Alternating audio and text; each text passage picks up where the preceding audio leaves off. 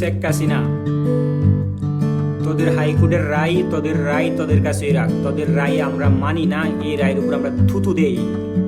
আমাদের কাছে আগে জবাব দে, এখন আন্দোলন আমাদের কাছে জবাব দে। তোরা কিসের জন্য এই নৈরাজ্য চালাইছস আমার দেশের মধ্যে? তোদের বাবার একার ছিল এই দেশ, এই দেশ আমাদের ওই দেশ। ওই দেশে আমরা জন্ম নিছি, ওই দেশের নাগরিক আমরা, ওই দেশ আমরা চালাই, তোরা চালাস না। তোরা নিকর্মা, তোরা জীবনে কয় টাকা কামাইছ দে? ওই শেখ হাসিনা এবং তোর আশেপাশে যে চারগুলো, আশেপাশে যে কুকুর বিড়ালগুলো আসস, তোরা কয় টাকা কামাইছ তোদের জীবনে? তোরা কয় টাকা কামাইছ? আমাদের টাকা খাইয়া আমাদের উপরে জুলুম করস, মাদার চোদ। আজকে আবার তোরা রায় দেশ, তোদের রায়ের উপরে আমি মুক্তি রে, তোরা রায়ের উপরে মুক্তি।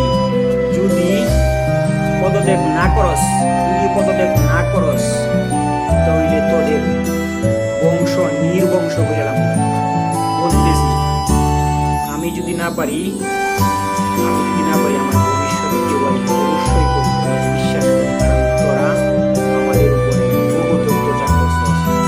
তোরা রায় নিয়ে থাক, আমরা জনগণ এখন তোদের পতন চাই। তোরা বয়কট, তোদের উপরে লানত, তোদের রায়ের উপরে লানত, তোদের উপরে গজব অতীব তাড়াতাড়ি গজবের জন্য তোরা অপেক্ষা কর।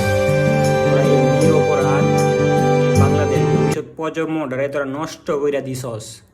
সো ফকিন্নির বাচ্চারা, তোরা রেডি থাক। তোদের রায়ের উপরে আমি মুতি, তোদেরকে আমি বয়কট করলাম যতক্ষণ পর্যন্ত তোরাদের বংশ নির্বংশ না হইছে রাজনীতি দেখা।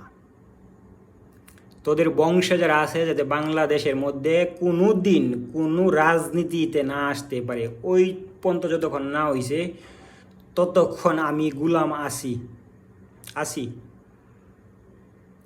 দুনিয়াতে মরতে আসছি, আবার মরমু। তারপরে আমি আমার দেশে সত্য নৈরাজ্যহীন সমৃদ্ধ একটা জাতি গইরা তুলমু ইনশাআল্লাহ। যতক্ষণ বাঁচি ততক্ষণ চেষ্টা করমু।